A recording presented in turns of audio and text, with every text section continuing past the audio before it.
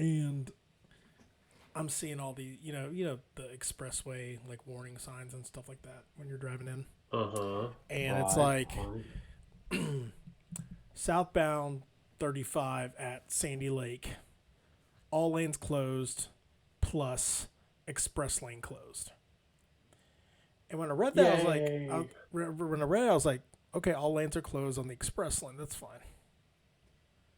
Immediately, as soon as I got to like corporate, everyone was just stop. So I got off there. What time was this? A little later. It's around 9:30. Like 9? No, it was around 9:30. I was behind due to being up all night, but so I had to drive like through the mall, like over there near where your old GameStop used to be. Music City Mall. Yep. I drove by there all the way to 121, and then I got on, and it's that weird like 3-lane bypass way before you can exit or enter onto the freeway. Right. And they some told me, I was like, I better just take Bush or whatever and like go that way. I look down there, all police cars just strewn out from left to right across the thing. And I called the wifey, and she said that wreck was at 6 o'clock in the morning. Jeez. So I was surprised it was only backed up that far, to be honest. I'm wondering if they blocked off everything like about 30 minutes to 45 minutes beforehand, but I don't know. Crazy times. If it happened at 6 in the morning, they should be cool with it, right? It should be what? They should be cool with it then, right? Yeah, I mean, late? I would think. No, yeah. I mean, everything was fine or whatever. Like I got to work, and I just got on it or whatever. I worked through my lunch today, so it's no big deal. I'm all like kind of ahead of my work, and there's a lot of it, but there's a lot of it. There's gonna be a challenge of a close, but let's not talk about that. We'll get this thing started. Sure. All right. Oh shoot! I gotta open all my notes first. I'm like, I don't even know what I'm supposed to be saying here. What are we talking about? I know. What are we talking about? Episode 12, man. Got a dozen in the can after this one. Yeah. Oh yeah. Oh yeah. Oh yeah, boy. Okay, let's go.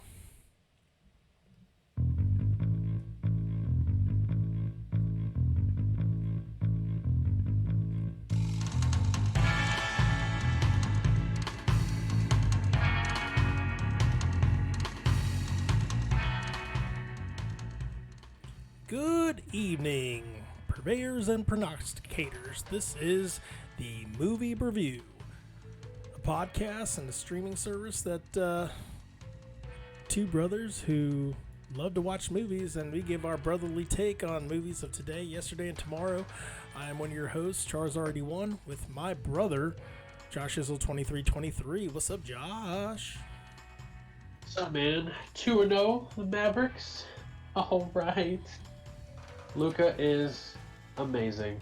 Now, I would have worn my hat, but my head's so big. All I'm doing is pointing at the Adidas sign. I'm like, you should know that this is a Mavericks hat. Yes, this is a Mavericks hat. Oh, I know it is. Yes, our Mavericks are up 2-0. I'm so glad of that. And I'm kind of bummed, though, because it is pricing me out of the Luka Doncic rookie card market very, very quickly. Every win and every score he makes, every crazy highlight he reveals, he's going to be more expensive. But good luck on eBay. But yes, no, this is the Movie Review. This is episode 12. We are going to be giving our review of Army of the Dead. But first and foremost, let's just go through a little housekeeping. I am Charzar81. You can find me at Twitch, which one I'm streaming to right now, Instagram and Twitter, and then my brother Joshizzle2323. That is the channel that that is the channel on which this video will be premiering, hopefully within the next couple of days. You can find him on Twitch, YouTube, Twitter, and Instagram. Like, subscribe, and follow his channel. And man, check out our hashtag Movie Broview. Search on Google for all access to everything Movie Broview. Like I said, all access. Dude, I need to have you come in, and literally we need to do just like a sound take afternoon, because I can do just sound bites. That stuff. Yeah, just a whole bunch of sound bites. Or record me to do the sound bites. Yeah, no, we could put in our little no, yes, no, I mean yes. Oh, okay. I agree with you there. We can also do the segment intros and outros and stuff like that. If we can sing a ballad and a song. Oh, yay. Rock band. And you could pick up any accent you wish. You could do any imitation you'd like to do. We could do your Jerry Jones. Oh, yeah, don't you know. We could do your Fargo, which, again, you keep pushing me, and I'm like, I'm going to put Fargo on the itinerary. Get out of here. You need to get out of here.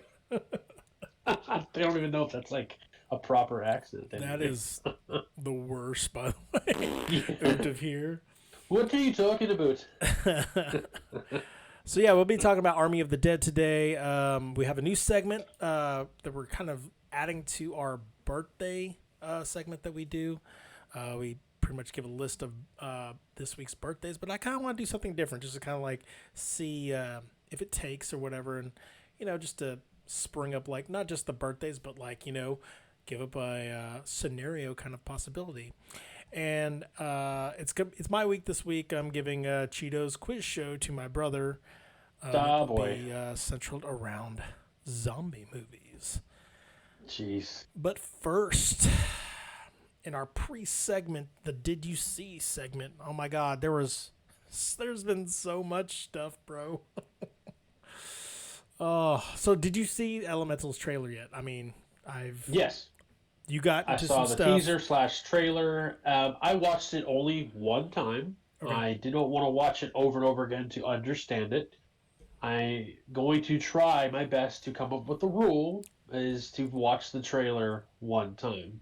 Okay. Like I did with Venom. I only watched it one time. That way when I watch the movie, I feel a little bit more newer experience. Because when you watch these trailers over and over again, you find yourself, there's an Easter egg. That's probably going to plot. I have a theory. It kind of ruins the movie. So I'm going to try my best to do that. With MCU and Marvel movies, of course. You don't get too overexposed to what you perceive as one thing, and then all of a sudden it's something else. Or it's not even in the movie at all. Right. Like exactly. The MCU's been doing a dandy of putting stuff in these awesome epic trailers, and it's not even in the freaking movie. So that's not even in the movie. But yeah, so you liked it. I'm presuming. Jeez, I don't even know what that word is. I'm presuming you like the Eternals trailer. Yeah, I really like the. I'm going right at the end of it. I always, how I am with just when I watch it one time, like with Venom, I pick the breakfast scene. Well, with this one, I'm picking the end of the trailer where they're talking about Captain America and Iron Man. Mm-hmm. Well, with no Captain America and Iron Man, who's gonna take the place? And then I'm not too familiar with the characters yet. One of them says, "I can be Captain America," and then they're like, "I'll pause." They all laugh. It's just, I like that. It's a sense of family, a team. I have no idea what the storyline's going to be. I really don't understand or know the Eternals. They briefly talked about it in MCU. Mm-hmm. I am not that thrown into the comic book world maybe as much as you are in this, because I probably will have questions after I've even watched the movie. So we may have to ping our cousin on this, because this is going into Guardians of the Galaxy realm, where I've heard snippets of them. Like, I understand who they are now. They're obviously the creation of the Celestials and stuff like that. Thanos is an internal with the deviant, like, essence in him or whatever that's kind of made him, bad, but yeah, we're going into territories where I'm just like, okay, this is brand new to me, so let's go with it. I would say this is an MCU small risk, but I think it's going to be entertaining enough because you have high power actors and actresses in it, and it's going to be action. It's Marvel. It's going to be connected. I'm going to enjoy it. This sucker amazes me because it again looks nothing like any other movies. Like they've gotten so many movies out there, so many different titles. You know, Iron Man, Thor, Captain America, Guardians of the Galaxy, Ant-Man, Spider-Man, Avengers. But even this like looks. You know, maybe it looks a little like Thor. You know, you got that huge celestial. You know, not to use that word too much, but very like astrological, magical sense to it, and you know everything is based upon the building blocks of these beings, or like the celestials as well, you know, like everything's based upon the Big Bang, you know, and that's where the Infinity Stones came from. But no, like now that Big Bang Theory is freaking stuck in my head. That theme song, the whole universe is do do do do do. It's a great show. Gosh. It's a great show. I own every digital copy of that show. I own everything. And I mean, its uniqueness is what still gets me, and I'm happy to see that. I'm like, okay, look, everything is still feeling fresh, so that's kind of cool. We're fast approaching Loki. Have you seen the most recent trailer? I don't know what you mean, like as far as the most recent trailer. Like, would they come out just a few days ago, or you talking about the one where it kind of a little bit breaks down a little bit more? Yeah. Like the one that just kind of came out this week. Literally like broke down just a little bit more, kind of like oh, here's the opening scene for a little bit. So you know. Oof! I did not see that. I'm gonna have to check that out. Okay. Yeah. See, like I've gotten to that point, just like you, where I've hit that terminal velocity where I do not want to touch anything they may spoil my enjoyment, and that may spoil, like, you know, stuff that I want to see for the first time. I think I've gotten my fill on the Loki teasers and trailers, so I'm good to go. Like I can just straight up. I honestly wanted to see if you had seen it and how you liked it, or if you didn't like it or not, because I have not at all. Oh, you haven't seen the new trailer then? Nope.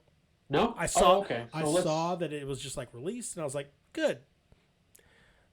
Give me. I mean, June. it's around the corner. Yeah, I know. It's June 9th, right? So I think I'm going to try my best to not watch that on purpose. That way I can experience, like we talked about, the full experience versus a spoiled experience. So, but I did add this to the run sheet. Yep. They did sign a long contract for the creator of WandaVision.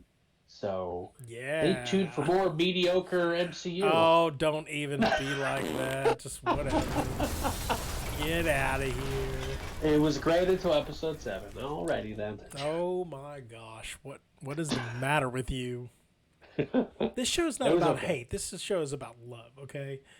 And our love for things. And speaking of WandaVision... No, it's about a bro view, okay? I'm a bro, and I'm viewing it my way. No. Yeah. F Iron Fist, okay? No, I'm just kidding. We're not going to go into that. we can hate Iron Fist. No, speaking of WandaVision, yeah, did you see the Quicksilver news? Homeboy who plays Quicksilver... Aaron Taylor Johnson. Thank you. Also in Godzilla and Kick-Ass. Thank you. I was going to say, those are the exact ones I was going to say, too. Awesome.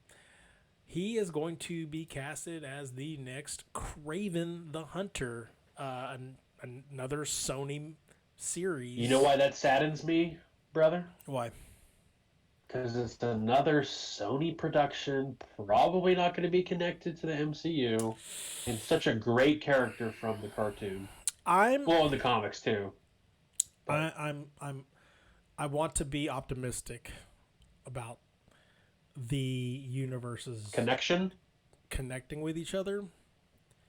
Like, you know, you have the Venom verse or whatever that's kind of like spurned up or whatever. And there's kind of like, remember, Spider-Man still belongs to Sony. Spider-Man is being leased out to the MCU.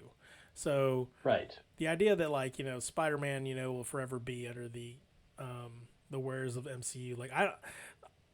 I would love for him to go completely over to the light side. However, business practice wise, Sony would be dumb to do that. Like, Spider-Man sells so much. Like, it's ridiculous what type of money printing press that name is. And, we'll see. Like, again, you've got Venom, you have Morbius still, Craven, again, and also MCU's Vulture was in the trailer of Morbius. So Morbius, yeah. There is, there's a little more intermingling than... So you're telling me there's a chance. There you go. That's right. Hell yes. I think, and maybe this is just like high hopes in my thing, but it's just like, I wonder if they're just like still looking at the end of Amazing Spider-Man 2 and they're just thinking somehow we can still get our Sinister Six movie. Hey everybody, my brother's got high hopes. He's got... No, it's probably not gonna happen, bro. I mean, we've got Vulture, Morbius, Venom, Carnage, Electro's coming back, like rumored to be coming back, or he's been cast to be coming back in. Oh gosh, these names, the MCU names start to cross me. Not Far From Home. Can't Return Home. Oh my God! Why can't I think of it? I'm having a complete brain fart. No Way Home. No Way Home. Thank you. I'm like, Can't Return Home. You got no chance. That's what you got. Yeah. So yeah, No Way Home. You've got all these villains who have been casted. Alfred Molina's he's all on board or whatever, and as the original Doc Ock. I am so jonesing to see how he gets from the end of Spider-Man 2 to this, or if there's some type of, I don't know, time flux, time wobbly thing that is flux broken in the capacitor? middle. I don't know. That's like, the more I think of that, I'm like, yep, let's get to December already. Ladies and gentlemen, let's break down quantum physics. No, we're not doing that. I'm very curious to see how they do that too. We'll see. Yeah, we'll Probably see. through magic with Doctor Strange, Mad Multiverse, whatever. Madness in the Multiverse. What is it called? Yeah, Madness. Yes, Madnesses. Darknesses. Tomorrow is War. Did you see it? I did. What'd you think? I'm stoked about it. I like everything. I hate comments. I hate comments in YouTube. Let me just tell you. What did they say? They basically said, well, just to give you a short synopsis of the movie, ladies and gentlemen, is that basically, Chris Pratt and his family, and all of a sudden they're watching a soccer game, and all of a sudden a group of military people travel through time in the middle of the field explaining we need help in the future. 30 years from now, we're at war with aliens. Definitely a prime movie. I like it. Chris Pratt, awesome. I like the synopsis already. Time travel, aliens, end of the world. You have me hooked. Let's go.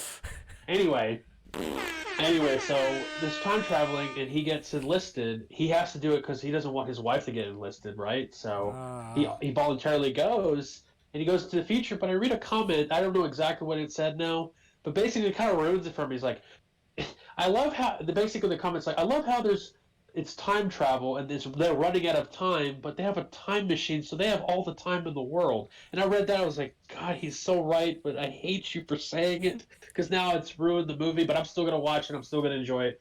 It's gonna be awesome. You're out of time, baby. Later on, we're out of time, baby. He Back to the future. He done kissed his mama.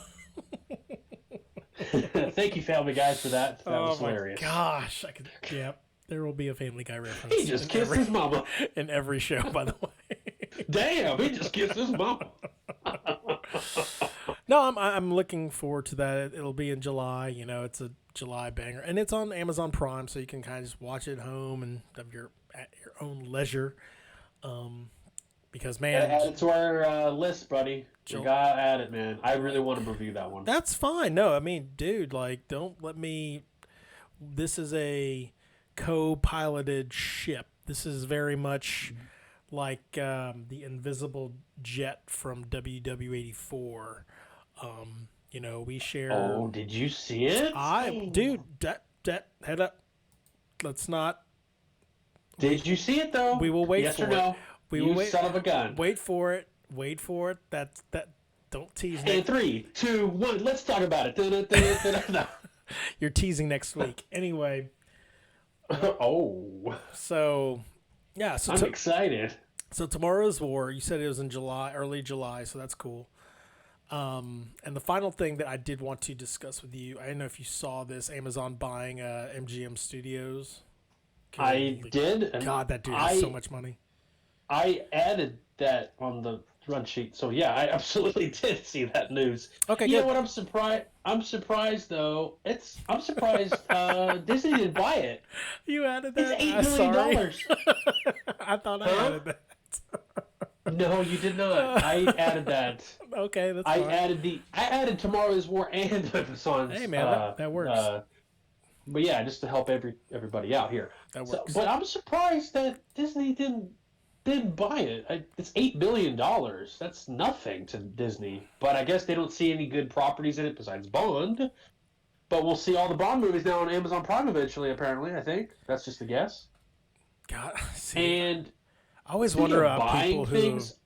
Go ahead. I always wonder people who have purchased all, like, entire catalogs of things, and they're like, hey, it's streaming now, so if you already purchased the service, you can technically get it for free. And you're just staring. It's the same thing with video games when the streaming services like PS Now and Xbox Free Play or whatever the hell it's called. Yeah, the same thing. Like you could get games on PS Now like PS Plus. Fudge. I paid for that game. I paid that freaking full price. Okay, yeah, no. MGM movies. You have Wizard of Oz. You have Candyman. Snake Eyes. Ooh, Snake Eyes. I wonder, because that's supposed to be coming out only in theaters. But if Amazon purchased MGM, interesting. Oh, we talking about that G.I. Joe Ninja dude. Yeah. The yeah. G.I. Joe Origins movie that's supposed to come out. G.I. Joe. Other movies, Creed, the Creed series, or Creed, sequel, whatever. Creed 1 and 2. Creed 3 1 and would 2. be Clubber Lang's nephew. Clubber Lang's Revenge. Let's see, RoboCop, Spaceballs. Creed 3, I Pity the Fool, again.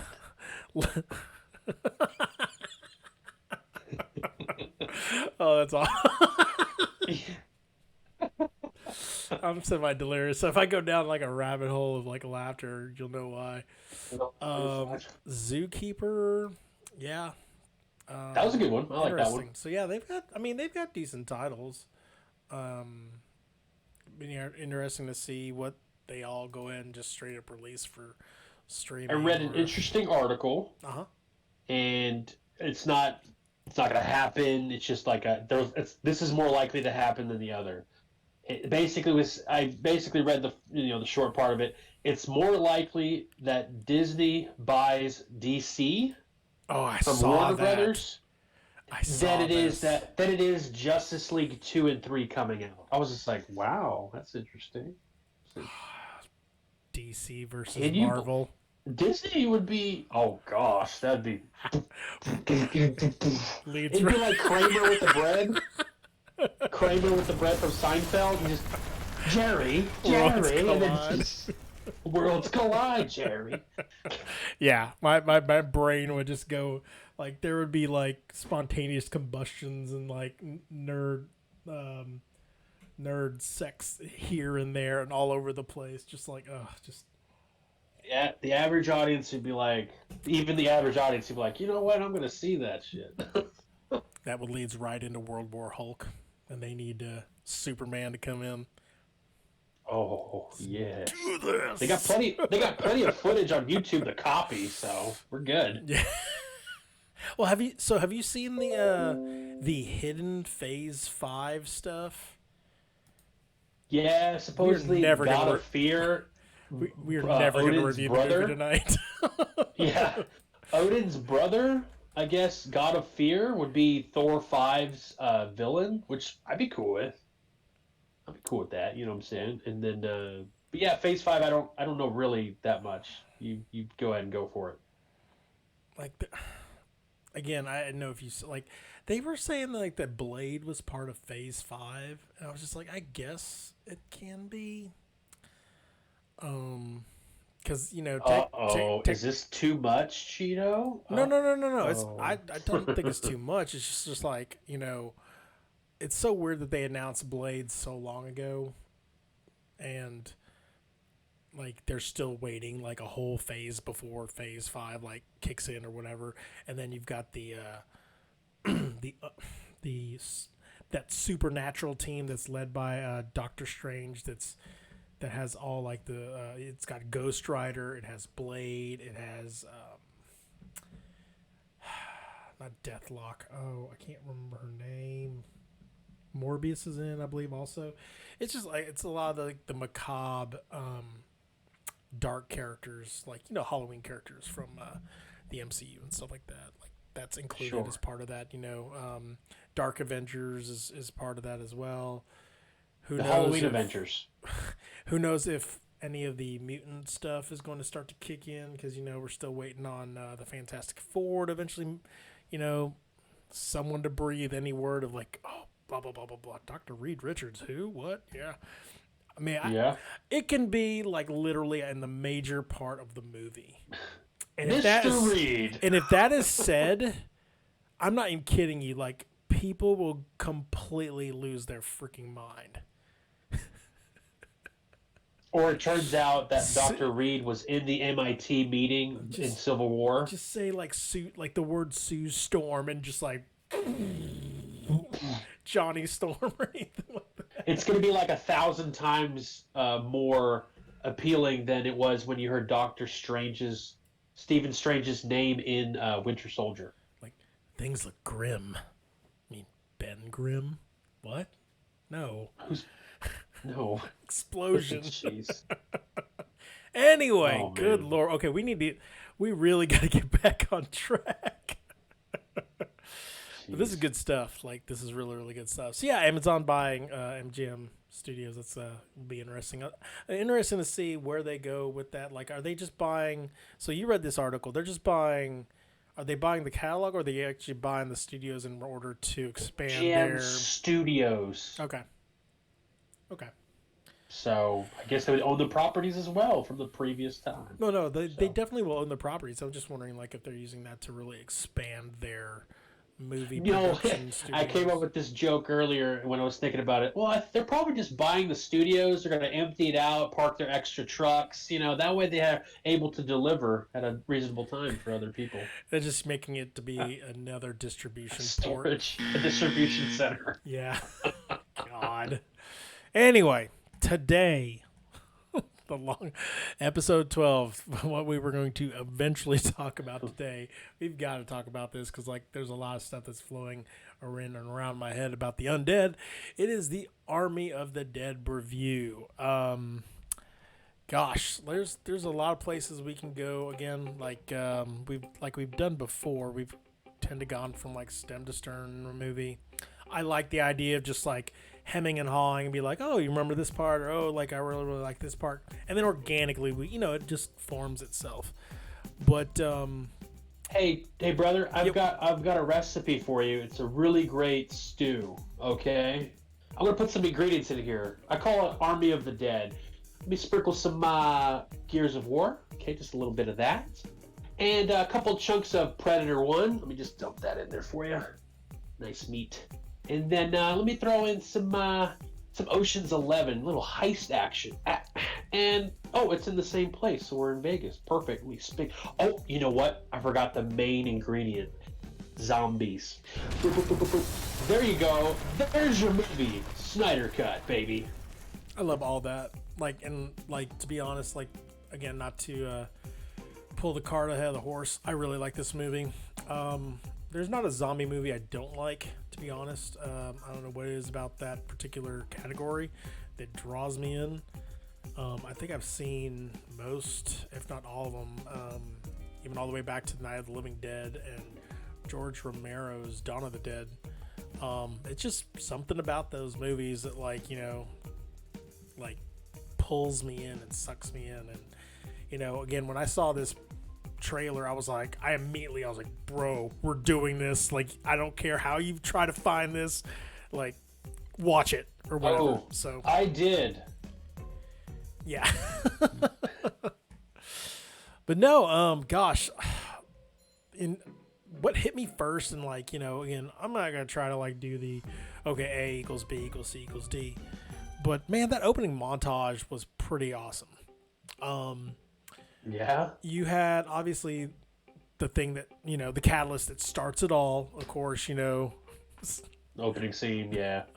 The married couple and the dude's getting a blowjob from his new wife. Oh, yeah. And crashes into the caravan. It's, like, taking care of, you know, this high-risk payload that's in the back, you know. Gosh, like, it amazes me. Like, what kind of car was that, first of all? Because, I mean, it took out, like, that convoy like nobody's business, and I'm like, those were like military grade, heavy duty.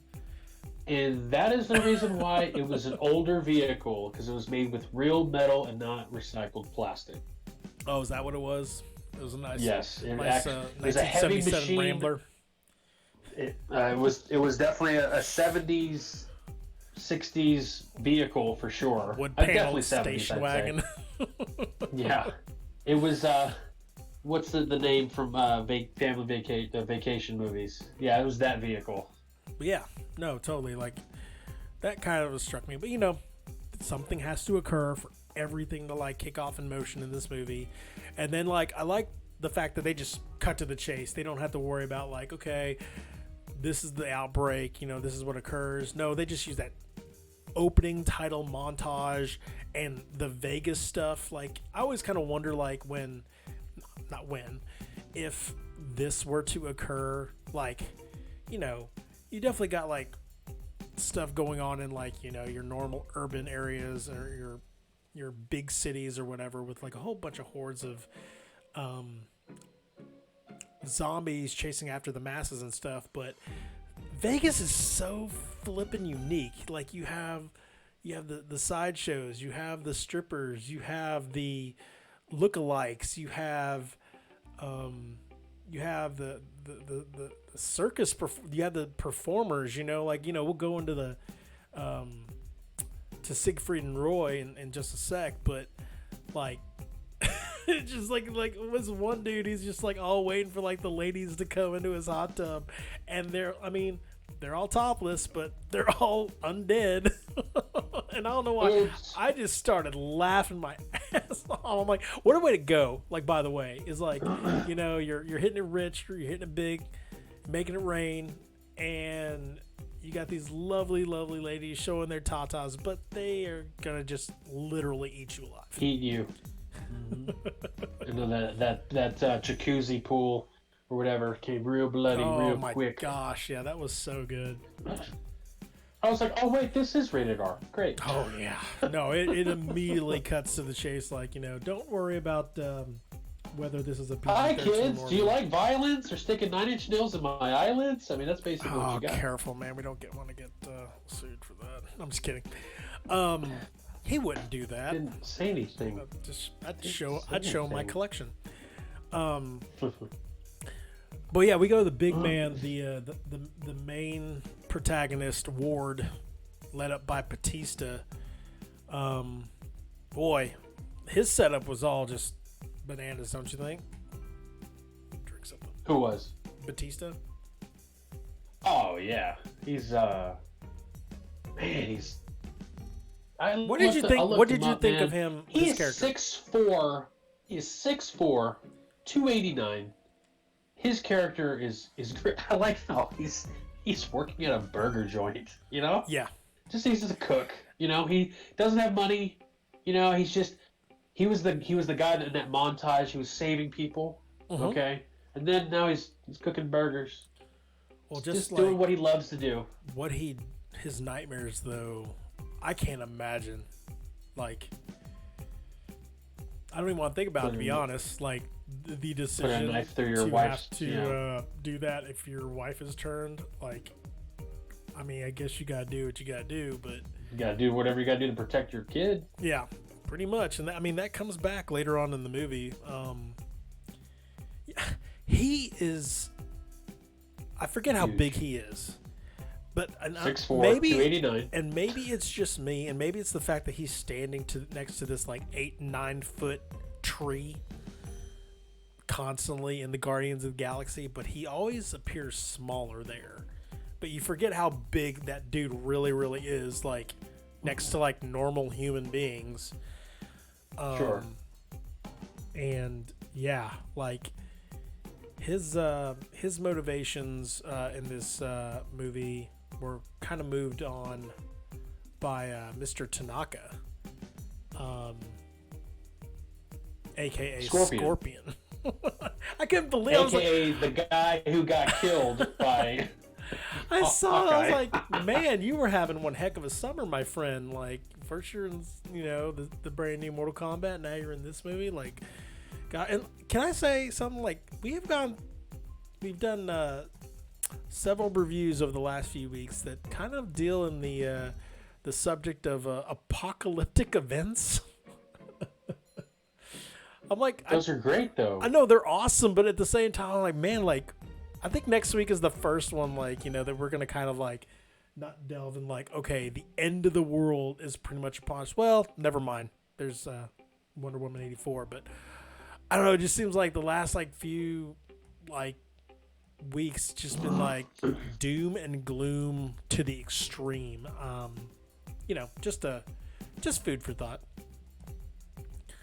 But I like it. No, don't get me wrong. I'm not saying that we should change our angle or we should go a different direction or whatever.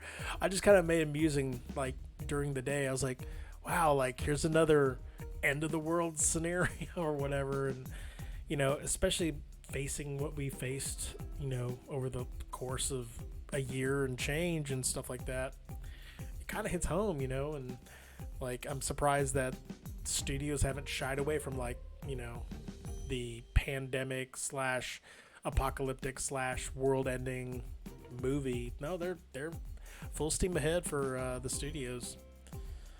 Churning out, let's go. I'm all about it. What'd you think of The Job when it first was introduced? The Job from the Japanese dude? Yeah, Mr. Tanaka. Japanese. Mr. Tanaka. Scorpion. Not Tatanka, Tanaka. Tanaka. Okay. So yeah, I just think $200 million. Oh, for what, 10 guys or 8 guys originally, until they added a couple, I guess. I just I don't know, man. There's a certain point, like, you should probably say no, but some of them were doing it for super cheap. That's $500,000. That's exactly what I was at. Like, didn't they hire that one dude for like $20,000? I mean, the cop Cummings, the rapist. Yeah, well, they needed him for a specific reason, but yeah, no, I'm glad to see what happened to him. I'm gled you noticed but then that. Again, I was like, oh shit. Yeah, no, I'm glad you noticed that too, because I was like, wait a minute, he quoted this person $2 million, and this person half a mil. Tig for $2 million, the helicopter. Yep. Yeah. Like Guzman and then Chambers. 500,000 for Goose, and then Chambers. I think Chambers was with Goose, right? Yeah. Am I wrong? Yeah, okay. She got his share, like part of his share or whatever. And then they didn't say anything about Lily, did they? Lily. Who the French Lily? girl. She's the one who brought the people in there and brought people out. The white coyote? I think so, yeah. Yeah, she's... man, yeah, they were going to pay her a lot. I don't remember the amount. They were going to pay her a lot, though. And then, who else? Maria Cruz, he was going to pay her like a bunch. And then his whole idea was to give allocate money for the kids. Well, and then you had so okay, again, the job was basically to infiltrate. So what occurs in this universe? They close off Vegas because that's like the epicenter of where the zombies like kind of started, proliferated, and they're like, okay, we can just close it off here or whatever. They're supposed to nuke it. 32 within, hours. like, you know, a day or so. Yeah, 32 hours. And they're like, hey, you know, we need to, we can get a little payday or whatever. Like, Tanaka proposes, like, hey, you know, go and steal this money out of this vault. That he already got paid for by his insurance company. He was basically doubling his money. Yeah. Yeah, he's just, yeah, pretty much. And, but you have to assemble a crew of, like, you know, people and stuff, which I like, you know, how that was, like, really, really seamless. You know, it's your standard, like you said, Ocean's 11, quick cut. Hey, you want to do this for, like, so much money? Yeah, sure. Like, I think it's funny, like, how they try to entice Peters, and you're like, you don't even want to know what the job is? Like, are you kidding me? $2 million? I don't even care. Let's go. You know who that is, right? Yeah, Tig Notaro. Yeah, she's hilarious as a stand-up. And I didn't realize she was a stand-up comedian. She is. And she feels weird taking parts like that. And that part was supposed to be played by Chris, I don't know, Chris Pratt. D'Elia. Chris D'Elia. He had his own NBC show for like a couple years, and then everything he touches just goes. I'm super glad they got Tig.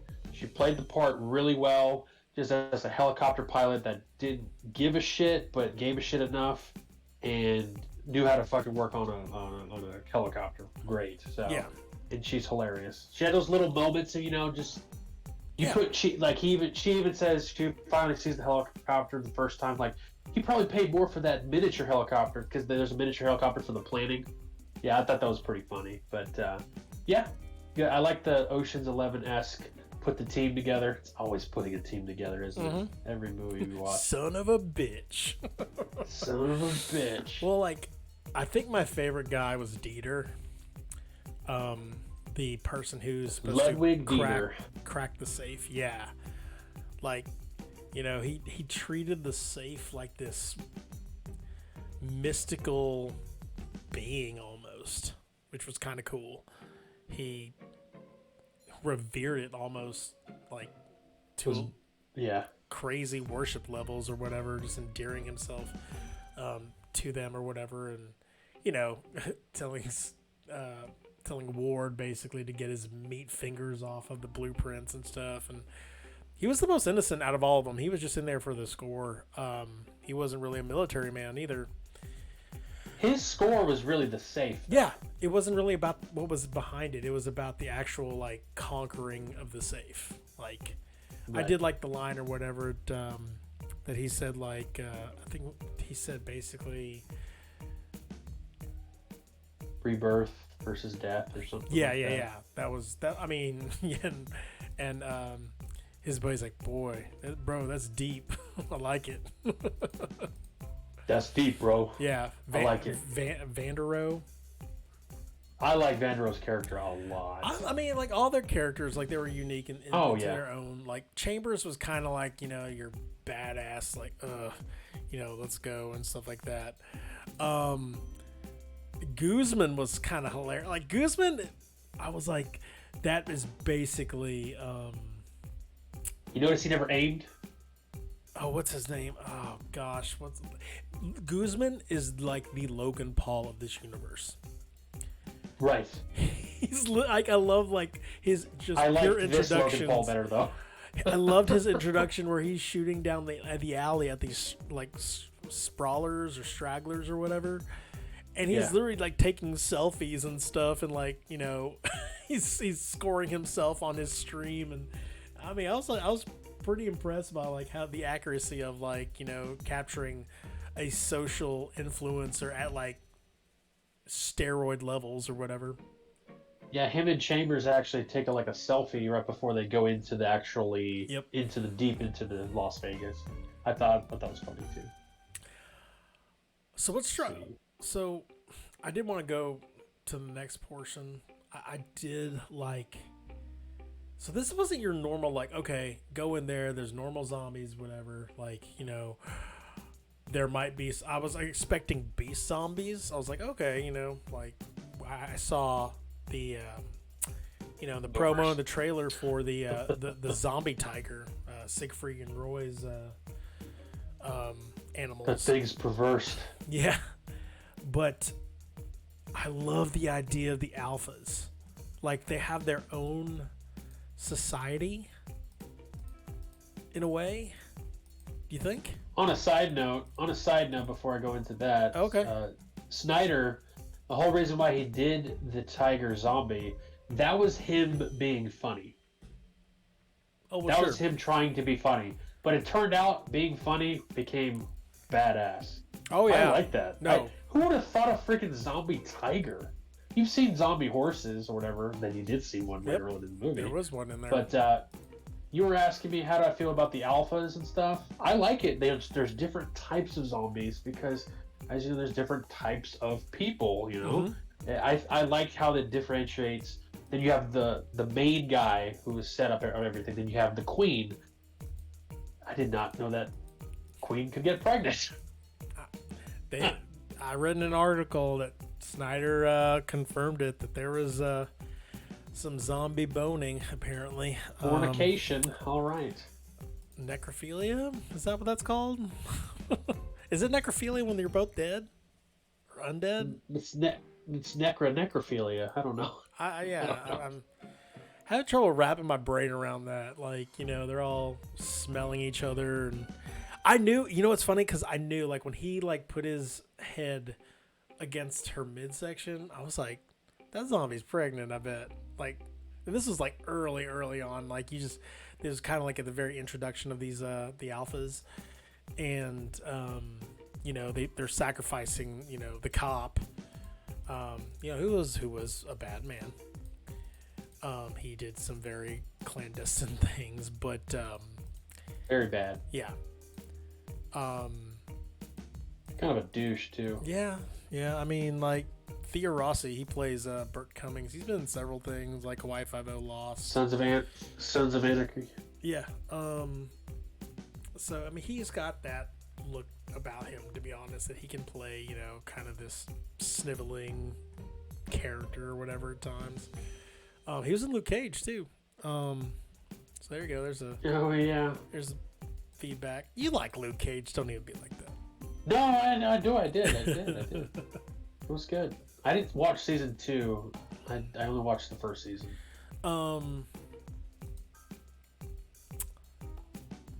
So, you know, obviously we have the alphas or whatever, and this kind of all circles around toward Tanaka's security right-hand man guy. His name is Martin. You would know him from the... he was the Terminator. He was the T-800 Terminator in Terminator Sarah Connor Chronicles. Oh, jeez. He's been in several things, like over the years or whatever. But you kind of knew, though, that when he was like sired by Tanaka to, like, yeah, this guy's gonna go with you guys. That there was like some alter motive behind them just merely a bank heist or a I honestly thought his plan was to get them all up to the helicopter and then try to get them all killed by the zombies. Okay. And then just take the money. But then it became, he wants the head of a zombie, or an alpha rather. Yeah, it turns out that's worth more than anything in that safe. So, well, it turns out too that, you know, you find out through the course of the movie that is how other zombies are created. Or other alphas are created, actually.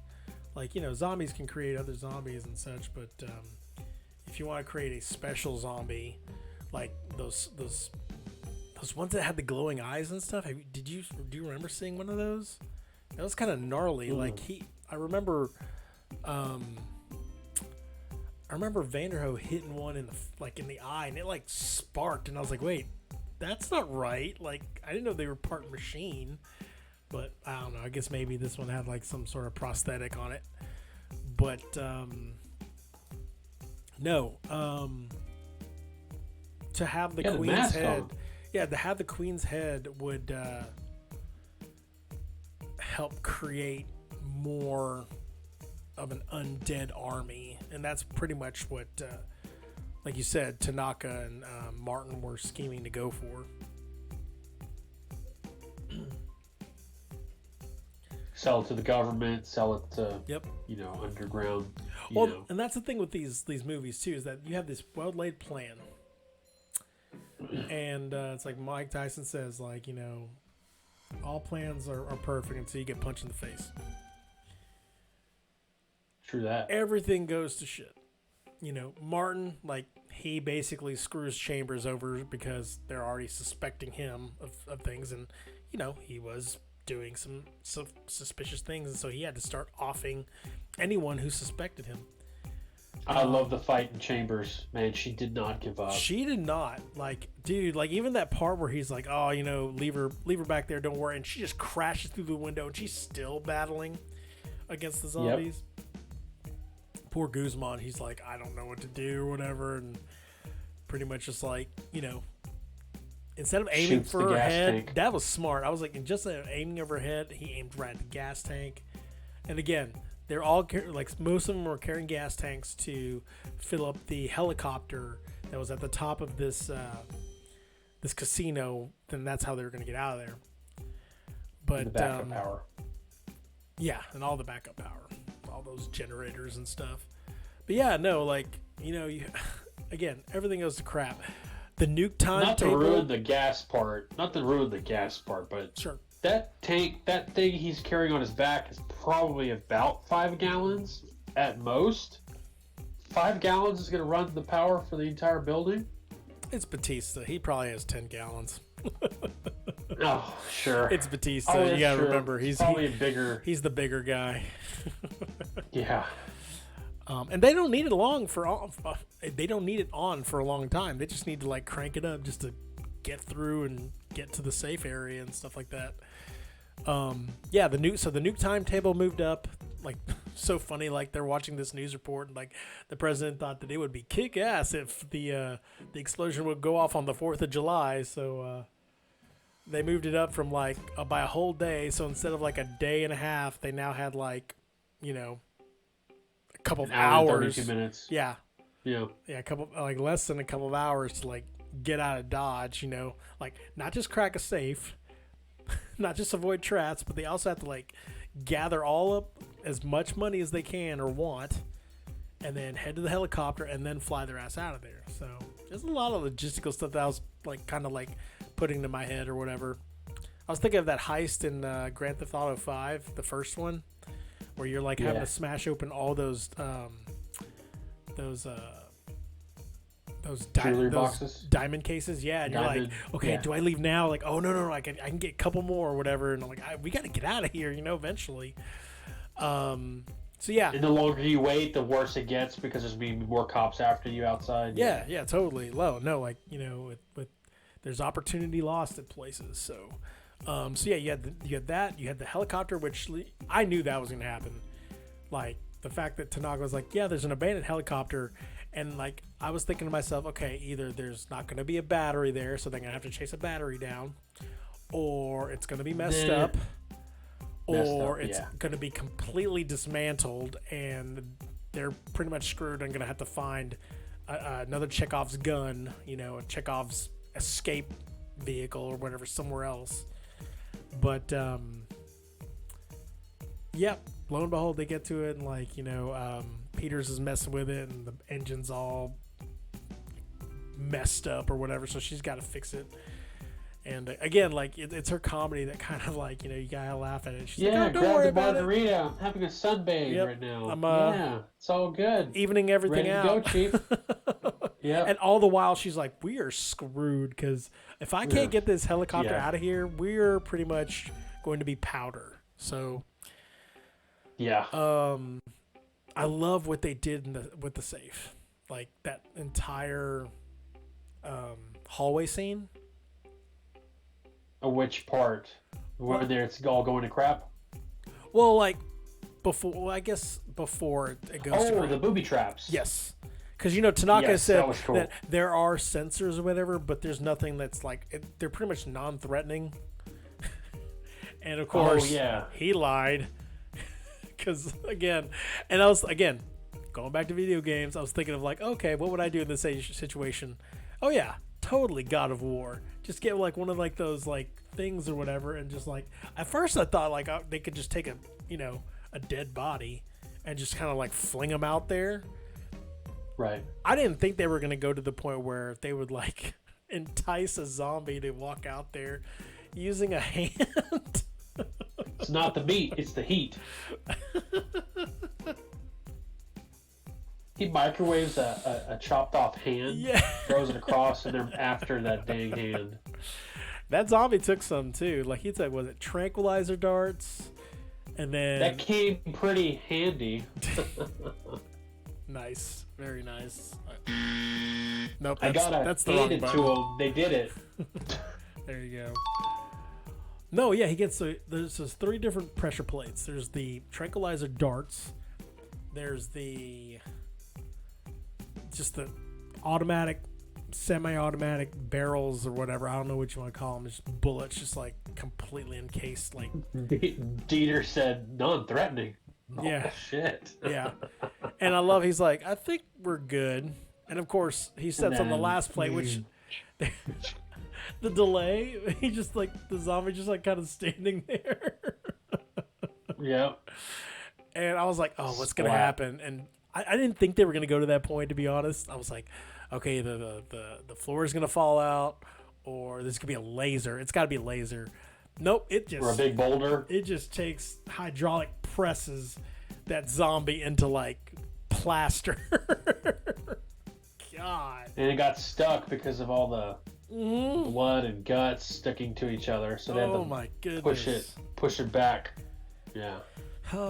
Crazy. It was so good. Like the deaths, the not just the deaths of the zombies, but the deaths of the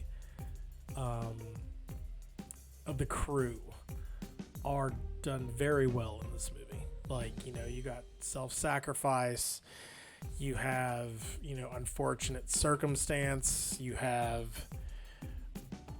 someone being overwhelmed. And then you have Martin, which I knew as soon as he said something bad about the tiger later on. I'm like, he's going to get killed by that tiger later. Either that or like there's going to be some type of confrontation between him and that tiger. And, I was so happy to see that because boy, you know how they did it. You know how they did Jurassic Park. Yeah. The guy that says "clever girl." Mm-hmm. How quickly he gets killed and that scene ends. Well, in this, you're thinking, okay, he's gonna swipe him and kill him quick. No, they showed every bit of it. The beat down, to the point where he bites his head off or squashes it with his bite. I don't know what he did with his head. It was gone. Yeah. So no, it completely, was pulverized. Like it was like a squashed plum. Oh yeah.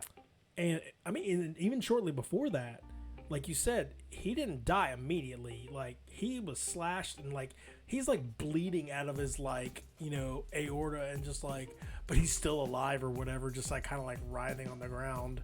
You could see all the cuts all over his face. Like he went to task. That tiger went to task on this guy. He's like, I heard what you said earlier. I'm gonna get you, and I did. He squashed him like a plum, man. Yeah, it was crazy. Oh, dude. I'm glad they added that tiger. Kind of have to. It's Vegas, right? So. Oh yeah. But before all this, obviously, like Martin was trying to get away. He had some money. He had the head of the queen. So there was some. I was wondering why she picked up that cash counting machine. I was like, why did she pick that up? Knows. But then I saw she left it in the bag. I was like, oh, okay. She freaking knows. She knew exactly about his motives, but the way backtracking. Guzman died. How did he die? He was getting overwhelmed. Cash was gone. He's like, screw it. His last Okay. life is flashing before his eyes. He's seeing the cash just dropping on him, and he said, you know what? Then he pulls the pins of all 4 grenades to his chest. He just lets them start eating them, and then boom. But my favorite part of the movie, which I thought was there's a lot of favorites, but I want to point this out, which I thought was so badass, when Bautista gets on top of the poker tables and running on each one of them, running away and shooting at the same time. That was badass. The way he just kept going, just bah, bah, bah, bah, bah, bah, bah. Like he just kept going, running on each table as they were tumbling right behind him. It's like a ending of a video game or something. It's just, I thought it was awesome. No, like you definitely saw his wrestling prowess and wrestling moves kind of show off a little bit there too. We totally we kind of glossed over like really quick because we wanted to get like to the main meat of this movie, you know, which is like obviously like the escape. But Dieter gets the freaking safe open, right? And, you know, like, and so usually like for movies like this, like, you know, you don't have a chance to like kind of sit down and reflect on what you want to do. There are actually moments in this movie, like, you know, it seems very high strung and high paced, but there are moments in it where it like slows down a little bit, you know, and they're thinking about what they're going to do with all their money. Obviously there are relationships that are between several members of the crew. I didn't even realize that Kate, the daughter of Scott, and then you have, eventually we find out Maria Cruz wants to be with Scott Ward. Oh my God, and how she died. Oh man. I'll go with you. Okay. That was so... Elevator opens. Just... Oh crap. Freaking completely backwards the neck. And like she is still alive, like while she's looking at Ward. And I'm just like my jaw dropped when that occurred. Like, it wasn't the most gruesome kill, but boy, I think that one was probably the one that hit me the hardest out of, you know, up until that point, to be honest.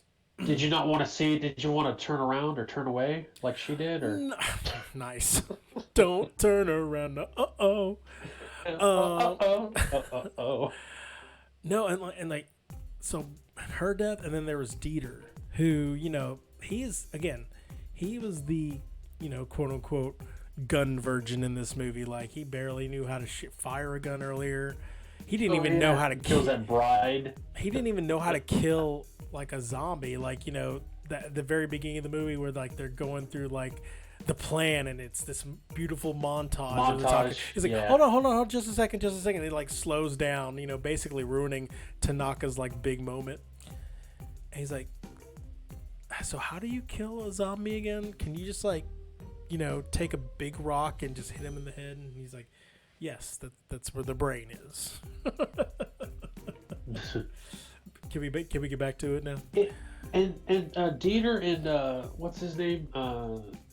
Vandero. They Vandero and Dieter. They created like a relationship. You got the buff, you know, gung ho, like he's like his protector, and Dieter is just like this nerdy guy. He's just learning things or whatever, and they create like a little bond, and then you know, all of the shit hits the fan. You got the alpha zombie right there, and they run out of ammo. So what does Vandero do? He's going to protect his boy. You know, he mans up and tries to fight him. Unfortunately, those zombies are super freaking strong. Oh, and, sure. Or that particular one is the alpha, or the whatever his name is. His name is Zeus. Anyway. Yeah. Oh, is it? Oh, okay. And then Dieter, he winds up saving Vandero. Like, for that moment, of course, but he winds up saving, pushing him into the safe. I thought that was like a beautiful kind of moment thing. Like, you became boys, and he looked out for his boy, you know? So he said earlier that if the safe wasn't locked in a certain sequence or certain amount of limits, that would have basically locked forever, right? Right. So when he closed that safe, I'm kind of wondering, like, did he have foresight and, like, one, would that protect him from the nuclear strike? Or is he basically just, like, saving him for now? However, he's going to die a horrible, horrible death because he's going to either suffocate or, die of nuclear, evaporation. I don't know. Like, I understood why at that moment, because they were being overwhelmed by the horde, but at the same time I'm like, aren't you dooming him to like a much more, I don't know, it's very subjective on what's more horrific, like slow suffocation death or getting eaten alive by zombies or whatever. You know what I'm talking about? Right. Yeah, I think it was just in the moment, like, yeah, I'm trying to save you. Yeah. Like, I mean, I think of all, like, I said earlier, it was like, the way they killed off members of the crew, they did them in a very, very stylistic and really, really cool way, in each to his own. I did like the fact that, like, Dieter, even though, like, you kind of knew that he was the weakest link out of all of them, so I was like, okay, he's it'll be by some miracle that he makes it through this, but right. that they kind of like left his death to the imagination. But, Sure. Take it or leave it. It could be worse or better. So, because, like, he did not survive that at all. So, it's probably best to get off camera. So, we went over all the deaths besides Lily. Lily happens to get up to the chopper with Scott Ward. All of a sudden, you see that damn, like, she has to stay back. She has the head of the queen with the pistol. Yeah, you want this? Let's go. You want this? We're gonna do it. And all of a sudden, that spear, spike thing, whatever the hell he had, it's a pole, rebarb. Yeah, and she just throws it right at her. She gets stuck to the wall, and so happened she was right by the edge, so she let go of the queen's head, and what? Uh-oh, oops, you're dead. Dude, and queen's head just splat a Ruski. The thing went, splat. Like, oh my gosh, like a watermelon or something. The watermelon, like, was it David Letterman throwing watermelons off the side of the building? Oh yeah, wow, that's that was kind of exactly like what that reminded me of. I was like, oh well, there goes you. So, but. Then Peters naturally dies in the helicopter. And then first, we gotta remember, all this while, Ward's daughter is kind of like along for the ride. She is there to save her friend, who was kind of caught behind the lines. Gita, yeah. Like, she heard murmurs that she was brought in here, that, it was actually Lily who brought her in or whatever, and, wasn't able to bring her back out. And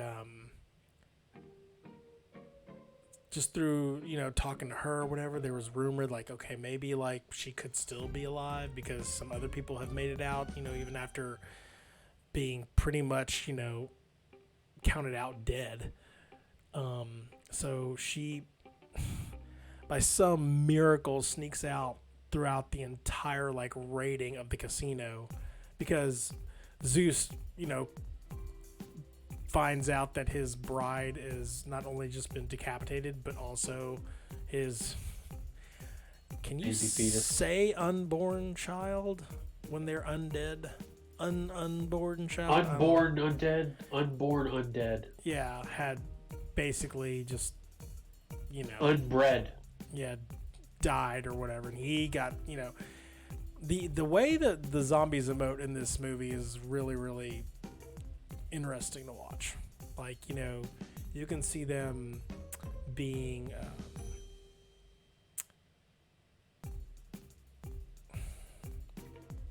they're runners. They emote very well. Like, they run, they're obviously, like, snarling and fierce or whatever, but when they're, like, being, in a lack of better term, kind of like intimate with each other. You have Zeus and the Queen. They're just kind of like sniffing each other, but they're still maintaining their, zombie demeanor. But you can tell it's a little more like, human, more romantic in that way, in some weird respect. And then obviously when Zeus comes to find out, you see like the rage just explode out of him, even more so than he had done in like past scenes. So, I thought that was really, really well done in the movie.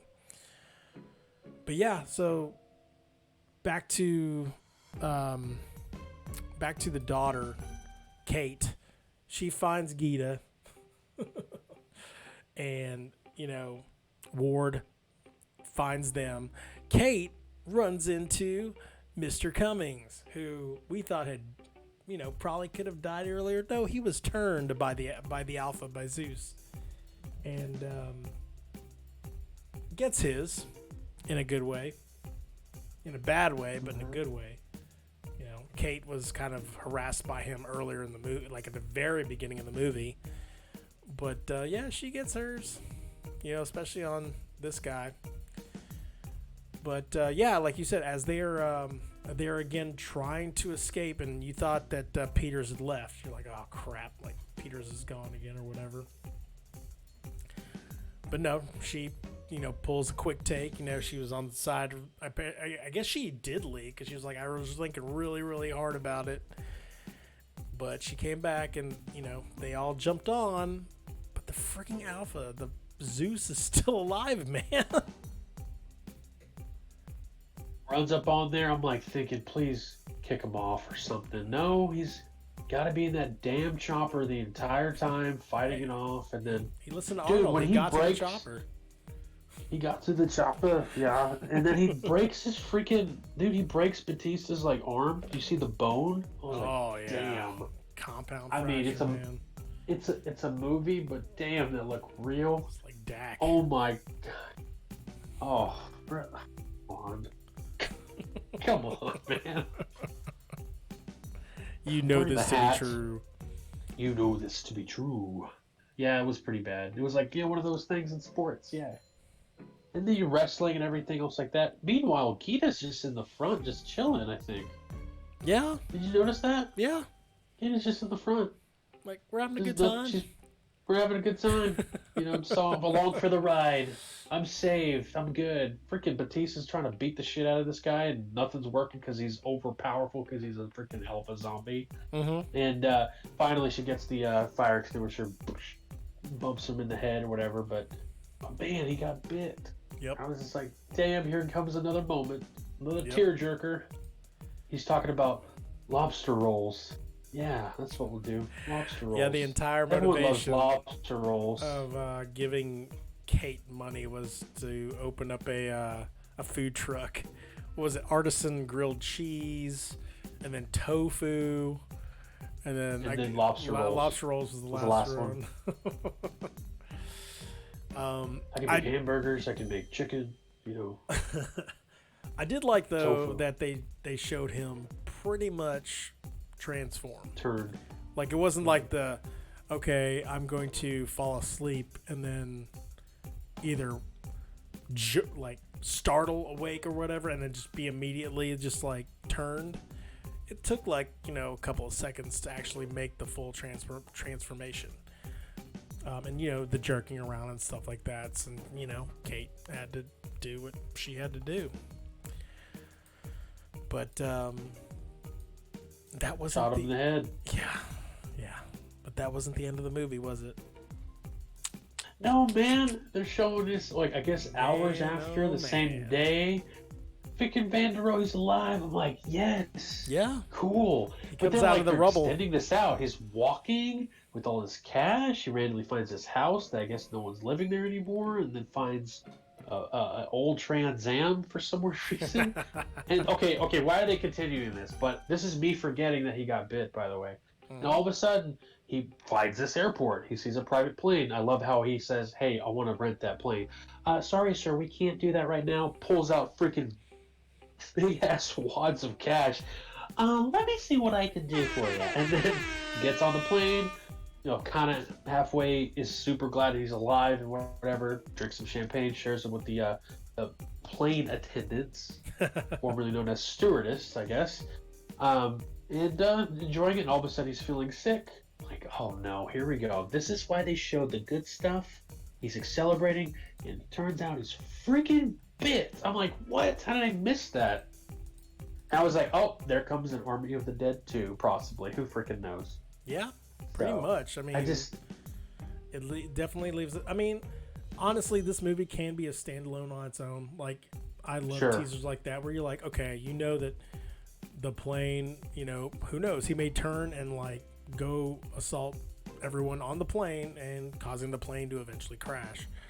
But technically, that would make him the new Alpha. Like, right? Yes, and that would mean he is Zeus. He is the king of the zombies. So in fact, he's he's fine. Mount Olympus. Don't F with me. It'd be stick a lightning bolt up your ass. Zeus. Yeah. So that makes him more powerful than the Cash ever would have, I guess, maybe. I don't know.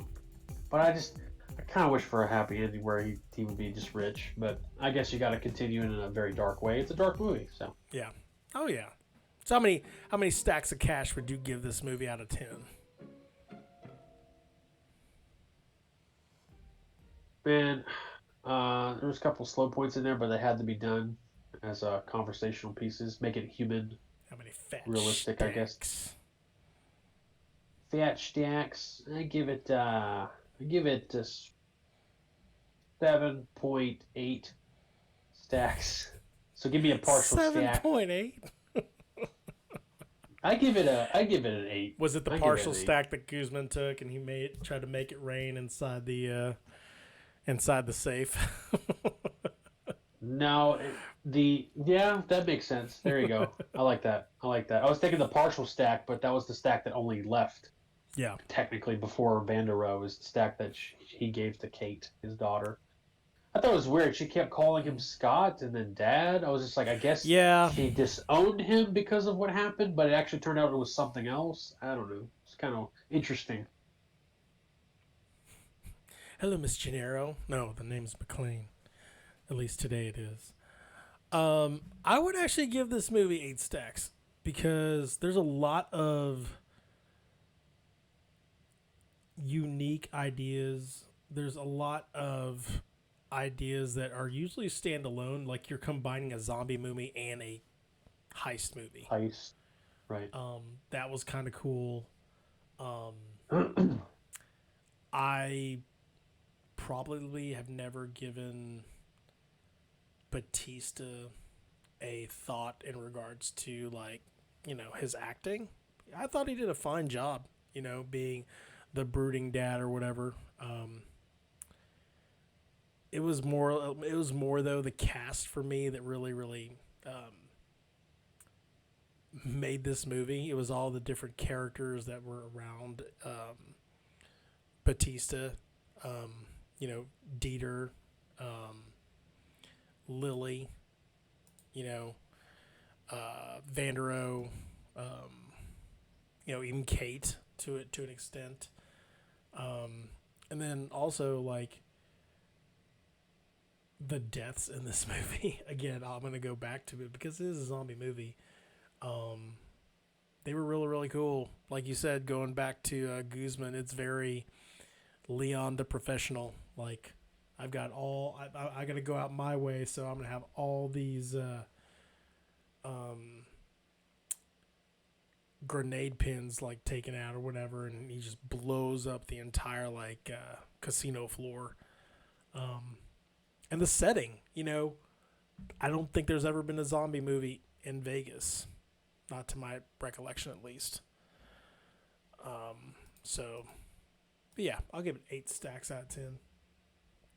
And that 8 solid stacks is the movie review of Army of the Dead. I like it.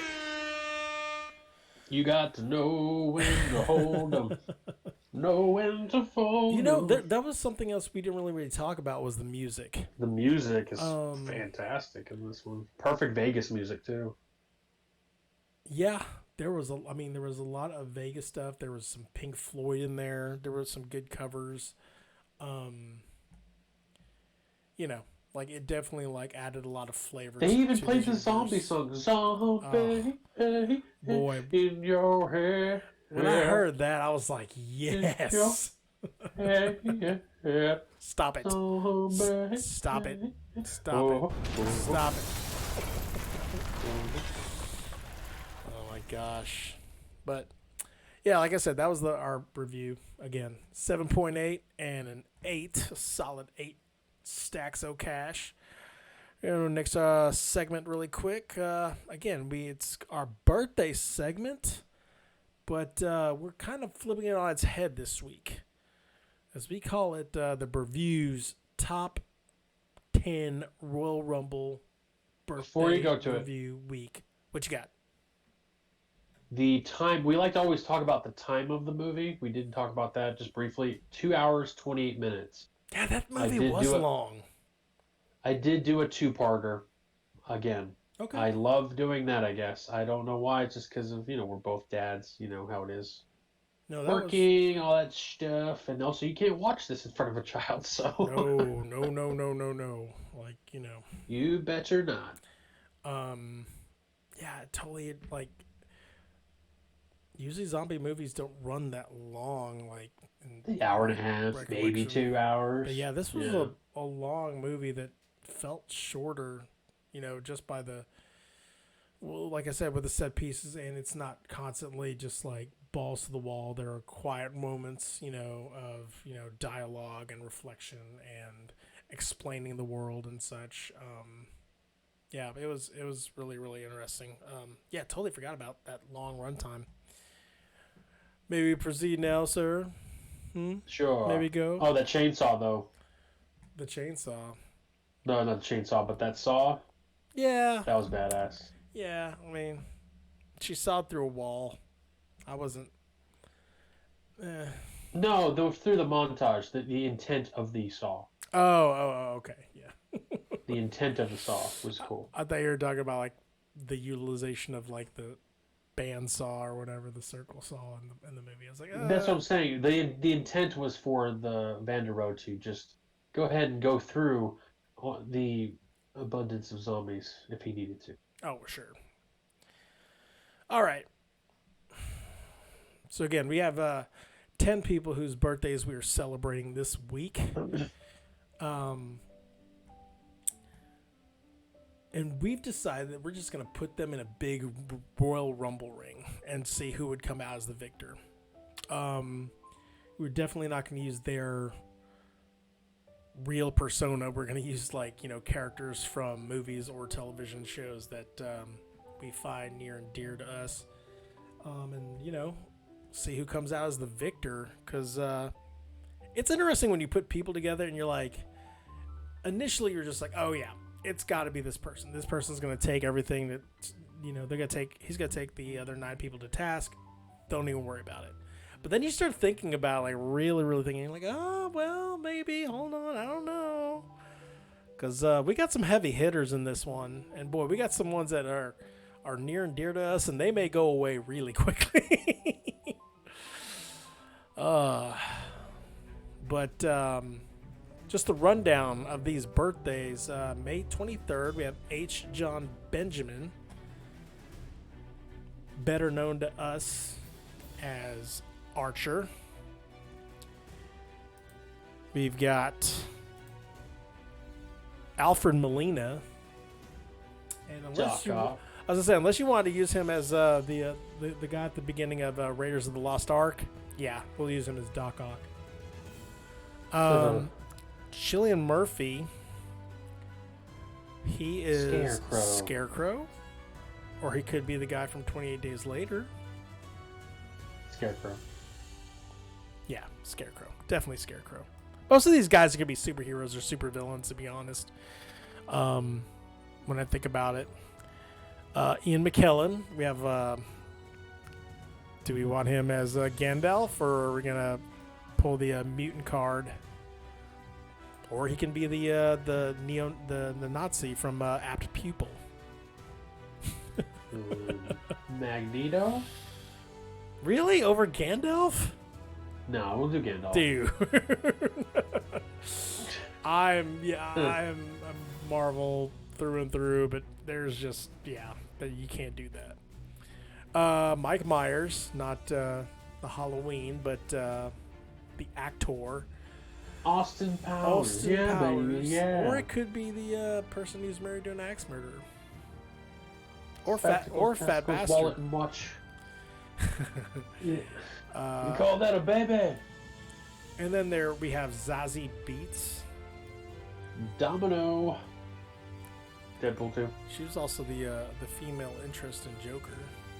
But yes. Joker. We have the aforementioned John Wayne, which, he is a character onto his own himself. You want that gun, kid? Well, pick it up.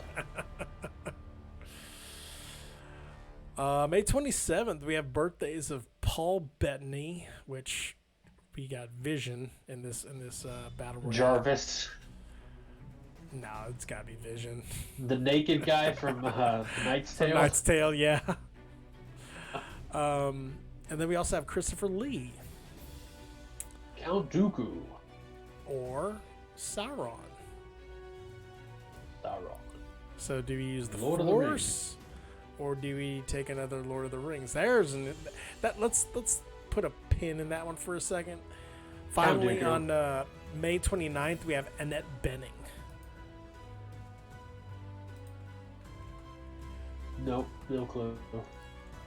She was in Captain Marvel. She was Marvel. Oh, her. Okay. Yes. Okay. So, just to give the roster, we have Archer, Doc Ock, Scarecrow, Gandalf, Austin Powers, Domino, John Wayne. Count Dooku. Okay, well, we can do Count Dooku, Vision, or Marvel. Oh, man. Marvel is taken out by Vision. Okay, we're just going to do the rundown. Okay, that's cool. That works for me. Doc Ock is going to... Okay, Doc Ock is fighting Archer. Archer finds a way because he always does. Archer is that cartoon, right? Yes. Oh. Okay, yeah. Don't He always finds... He always finds a way. It is the cartoon. He always... it's funny. I just haven't watched it completely. It's so good in its entirety. It's like I respect it because I know it's a good cartoon. I haven't watched it. Just like Rick and Morty. Like I've seen a couple episodes. I respect it. It's good. Like I get it. That's why there's T-shirts of both of these cartoons every freaking week for that reason. I'm gonna say this: Archer and John Wayne. No, Archer and Austin Powers go look for some tail, and they just like, we're out of here. We don't even want to fight. Let's go get some booty. Oh, you're a spy too. Well, yeah, great. Exactly. Yeah, baby. Yeah. Can you imagine those two? So they're pretty much out just because like they're hitting on the card girl. And Archer's like, you always talk like this. Zazie Beetz, I think, takes out John Wayne because of Domino. Like, she has the luck. Right. John Wayne doesn't give a shit. He'll die in any movie. Alfred Molina puts Scarecrow in his place. I mean, surely, I don't know, because it's Scarecrow. I don't know. I'm going to take Scarecrow, like the one from Christopher Nolan's Scarecrow. And yeah. Batman Begins? Yeah. And Molina would take care of dispatching him. If this was like comic book Scarecrow, honestly, I think Scarecrow could honestly, like, pretty much eliminate most, if not all, of these people. Gosh. Even Count Dooku? Yeah, Count Dooku's... God, That's rough. I really thought we were going to go with Sauron, but like I had totally forgot about the Count Dooku aspect. Are you Gotta sure bring the Force in here. Willy Wonka's dad, you know? He's a dentist. Jeez. Oh. Jeez. Vision. Vision's gonna die again. Yeah, he's taken out by let's see. John Wayne's dead, right? Mm-hmm. And then Mike Myers and John Benjamin are out. Yeah, they're gone. They've left. They voluntarily. Like, I ain't gonna fight this. I'm gonna go get some tail. Pretty much. And then Paul Bettany, he already killed Annette Bening because he's a super duper programming thing. Mm-hmm. And then Count Dooku. I think Count Dooku wins this. Like you said. All of it? Yeah. Really? Yep. You haven't even talked about Gandalf the Grey. Well, I mean, Gandalf is, he has... Have you seen Gandalf fight Darth Vader? Pretty epic. Has he? I haven't seen that. That's actually, it's on Robot Chicken? No, it's an actual like live action that they voluntarily do it. They get paid through Patreon. They can't even get paid through YouTube technically because they're using. Who wins that match? Man, I don't know. I didn't complete it. I was just like skimming through. But man, that fight was crazy.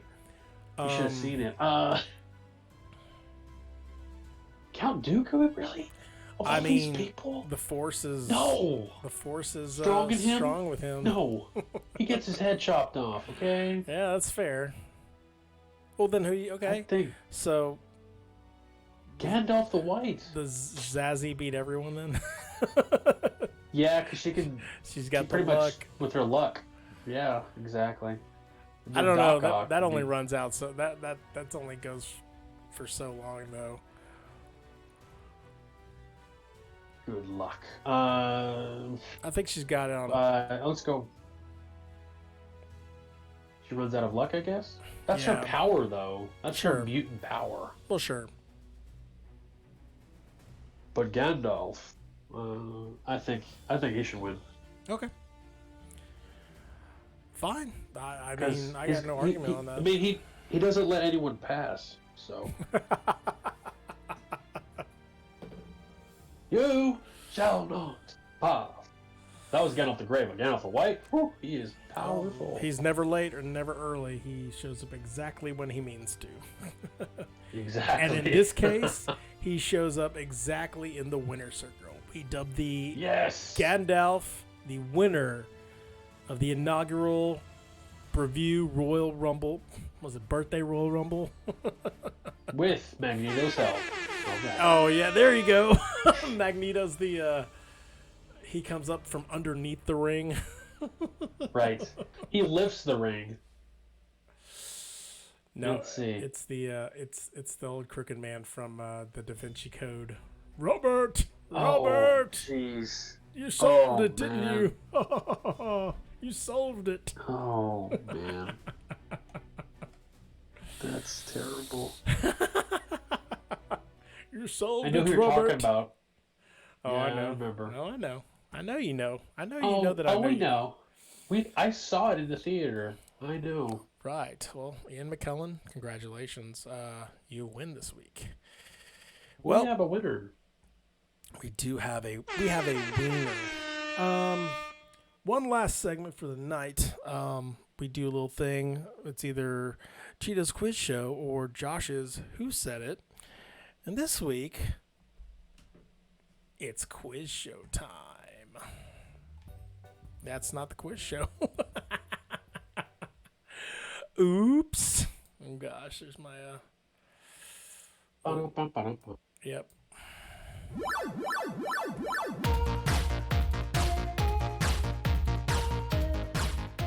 All right. And this is my challenge to my brother, Joshizzle2323. I have 10 movies in front of me, sir. Oh my god. Riddle me this. Yes, I'm going to give you little riddles. And you know, if you screw me, whoa, two between the whoa, eyes. Okay. Whoa. What's the second one for? For fun. Just for fun. All right. Like I said, we're gonna have a little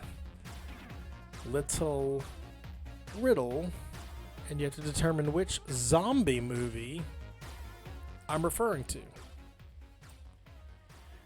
Number 1. Don't monkey around. This apocalypse could have started and ended with barely a foot in February. What zombie movie am I talking about?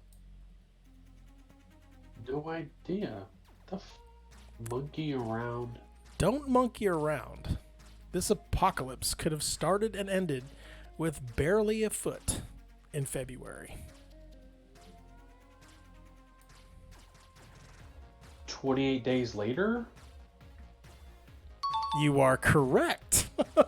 Oh wow, dude! I haven't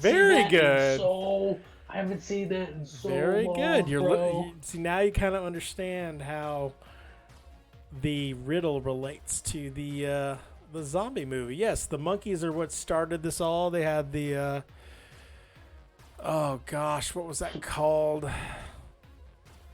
The craze. Umbrella Corporation. No. And yes, there are only 28 days in February. Number 2. If we take this title to task, so there were 25 other wars before this one? What zombie movie is this? One more time? If we take the title to task, so there were 25 other wars before this one?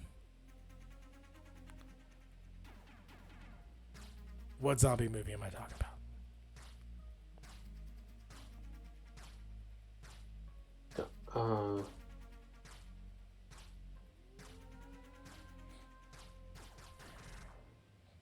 28 weeks later? I don't know.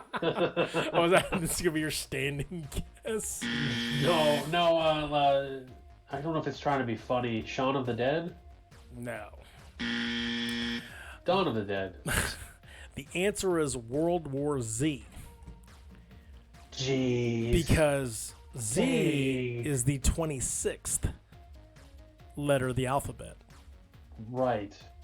So technically, if it were World War Z, what happened to World War Y, World War X, World War W, all the way to World War A? Anyway.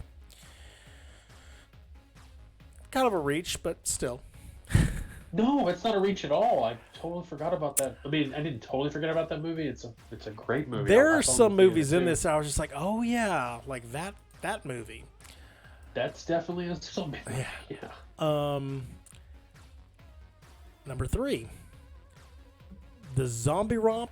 This zombie romp is about a guy, his best mate, his best girl, and a pub. What zombie movie am I talking about? Shaun of the Dead this time. That's right. Because you said pub. That's right. You said mate. Yep. It better be Shaun of the Dead. If it's not, then I don't know what the hell it is. That is right. Good. Okay, so you got 2 out of 3 right so far. Number 4. Oh, yeah.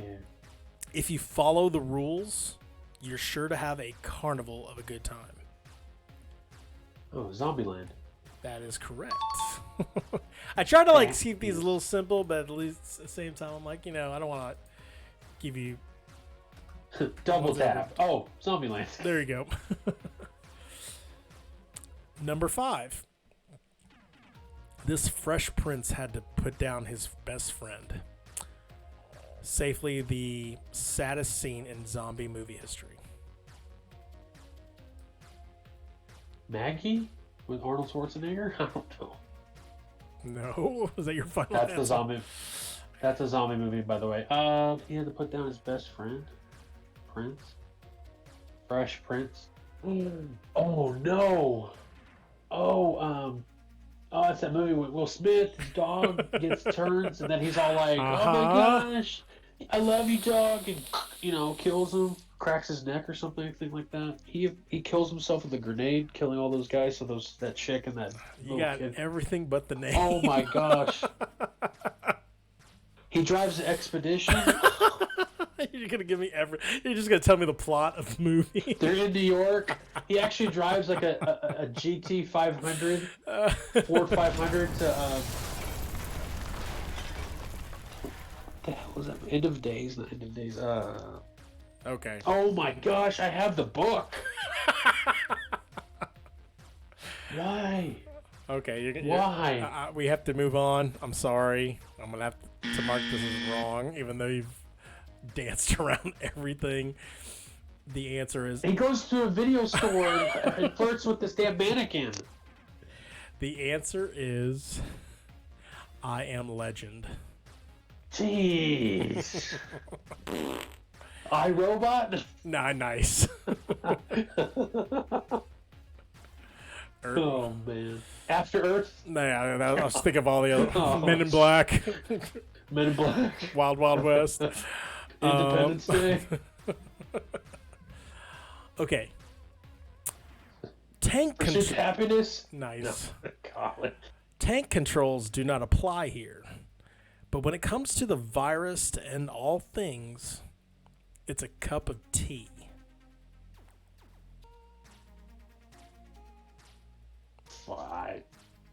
I don't.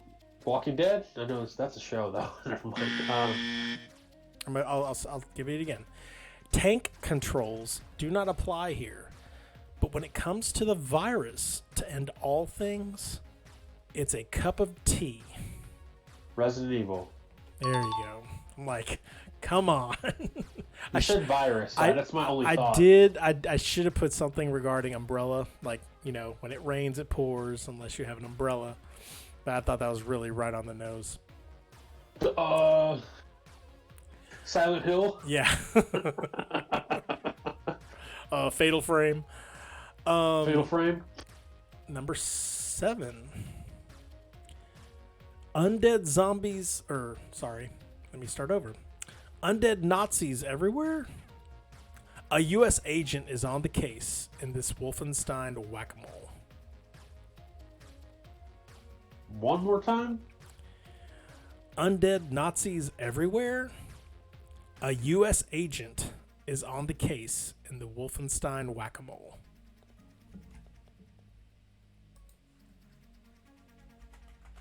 Oh no, what? Is it, no, those aren't zombies. Those are just Nazis. I was about to say, that 80s 30-minute movie that was on Netflix. 80s, It's funny. He's a cop and his partner's a dinosaur. I forgot that freaking show. No, You know what I'm talking about, it's not that one. No, it's not Kung Fury. Kung Fury, that's it. You said a whole bunch of Nazis. I thought of Kung Fury. Yeah, it's not that. But I get where you're Does it going have with that. laser raptors in it? I know, right? From the Viking Age. This movie is a little more obscure, but if there's a movie on this, honestly, I can recommend you watch. Now that you've watched Army of the Dead, it would be this one. Dawn of the Dead? It's called Overlord. Oh, never seen it. Wyatt.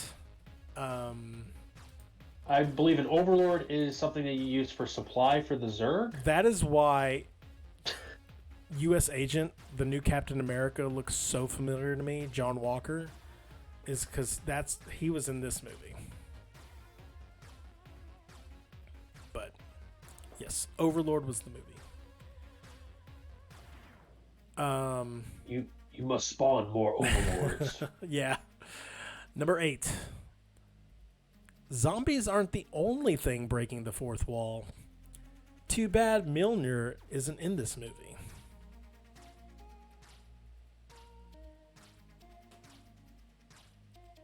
Really? You're gonna count that? Thor Ragnarok? Mjolnir's Too in bad Thor Mjolnir's- Ragnarok movie. Yeah, but it just gets destroyed. It was still in it. it. I'll say it again. Zombies aren't the only thing breaking the fourth wall. Too bad Mjolnir isn't in this movie.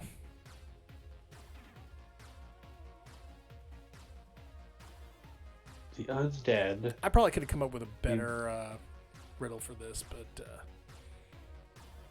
There's no hammer anymore. The undead is coming? I don't know, Infinity War? Is those all those alien dogs? no. I don't know. This is Cabin in the Woods. Yeah, no. I've never seen it. Never seen that? Okay. So in the movie, it's all about... They are, so there's a clandestine, group that's watching these kids, and based upon their fears and such and what they touch in certain rooms, they can release horrors onto them or whatever. And not to ruin the movie or anything like that, or any, I don't want to spoil it or whatever if you in the event that you watch it. Hemsworth is in this movie. Chris Hemsworth. It's one. Hey, does someone escape in a SUV, like a Jeep or something? They happen to have keys in it. Does someone escape at the end? Or maybe thinking of a different movie. No, that there was an escape attempt in an Explorer. Yeah. Okay, yeah, I've seen it. Yeah. Only one time, and it was in the theater, oddly enough, and it was super scary. Number 9. On this Oriental Express, you'd thought there were snakes on this railroad instead of the undead. Unamas, one more time. On this Oriental Express, you'd wish there were snakes on this railroad ruckus instead of the undead. This one is about as obscure as you're probably going to get in this movie. Snakes on a plane? I don't No. So this movie is called Train to Busan. It's a Korean movie. It's pretty much well renowned as one of the best zombie movies of recent date. It came out not too long ago. Look that up really quick. Oh, they're making a second one. 2016. And it's on Netflix, so it's readily available. It's really, really good. It's really scary, And last but not least, is there a chill in the air? Cuddle up, and you might fare well in this rom-com? Name the zombie movie.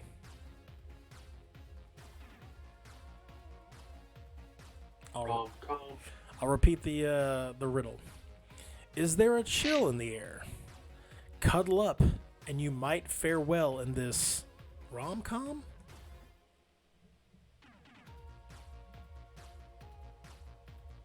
You've heard of this, but it's a romantic comedy with the undead. It's you're like, whoa, that movie.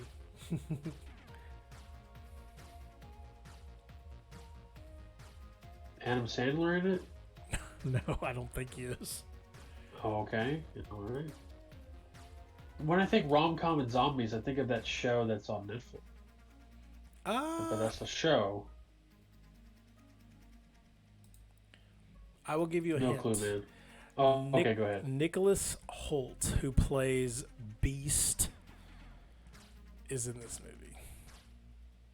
Nicholas Hoult, who plays Beast? Oh, okay. Okay.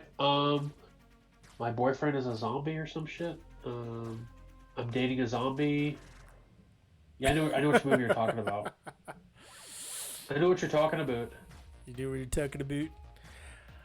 I know. I don't know the name of the fucking movie. The name is called Warm Bodies. Warm Bodies. There you go. Yep. But that's a synopsis, right? He's turning into a zombie and she's dating him. Yes. Right? Pretty much. Yes. And that is Chito's quiz show about the zombie I totally movies. failed. You did okay, actually. I was actually surprised you got the first one, kind of a shot in the dark, and then again the ones the very end, those are all a lot more obscure. I thought you might get Warm Bodies, but definitely Train to Busan and Overlord. And again, if you don't really watch zombie movies, I can understand why you haven't seen them. But anywho,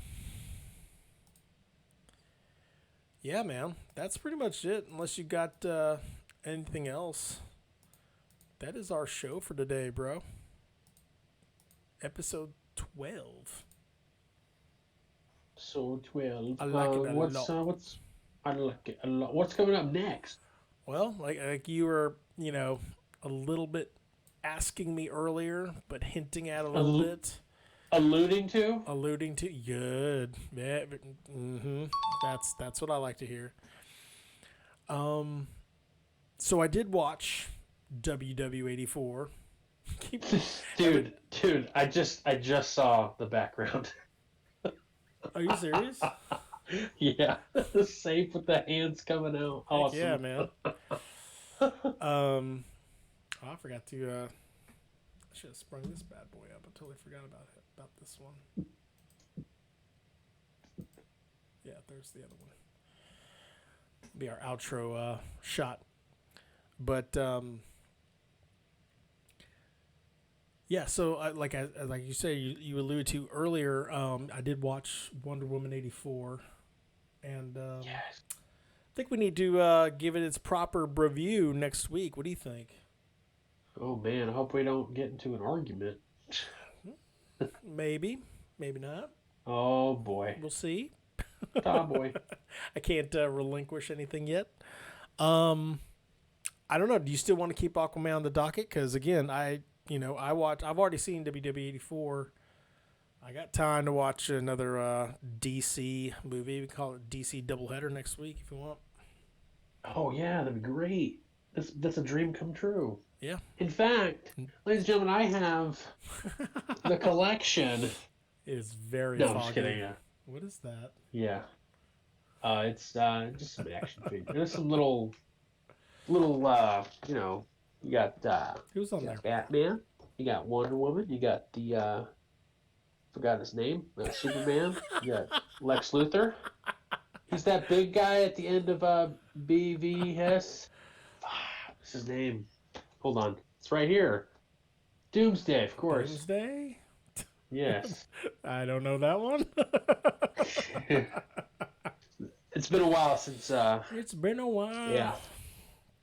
Since I don't say I'm sorry. But anyway, yeah. So yeah, like that's. Does that sound like a plan? I think we should do that. DC doubleheader. Yep, we got Coming up next. And, boy, we got Loki coming up fast. Yep, June 9th. It'll be in 2 weeks, and as things get quote unquote heated up, tease. He's heating up. Yeah, hopefully next time we talk, the Mavericks are going to be in the next round of the playoffs because we should be taking care of business. Easy peasy, Japanesey.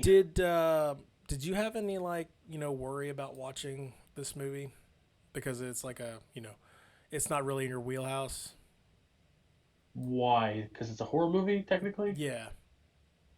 No, I enjoy zombies. I like it. Okay. As long as it's going for more of the action. There's some scare to it, of course, but I can deal with it. It's like the supernatural, ghosts coming out of walls and shit. I don't know what I'm trying to explain, but those just don't. Walls and stuff. I can't do that. Remember The Haunting? Remember there are 12 people and going to a mansion? Nothing. No, but really scared me when I actually saw the movie. They have trailers before movies. Hey, folks, did you know that? Anyway, they showed Stigmata. Stigmata is scared. That trailer scared me for the entire movie, and I had a bad dream about it too. I was like, I can't do it. Okay. But zombies. No, are okay. I think I could do. Yeah, zombies fine. Yeah. Meh. All the blood and stuff. It's all fine. It's cool. I'm good with it. Walking Dead. Let's do it. Gosh, I have not watched Me either. I haven't watched it An since episode the since Asian kid died. Glenn, yeah. Oh. Yeah, I'm actually on the part where they're both in the cop car and they get a call. I'm on that part. Shut up. You're at the part where, like, was it the AMC logo comes up? Logo comes up. Yeah, You're still hanging around there. Still working on that title screen. All right. Oh my gosh. Episode 1. Nice. Well, man, this is not episode 1. This is episode 12. Again, I'm happy to do this with you every week, week in and week out.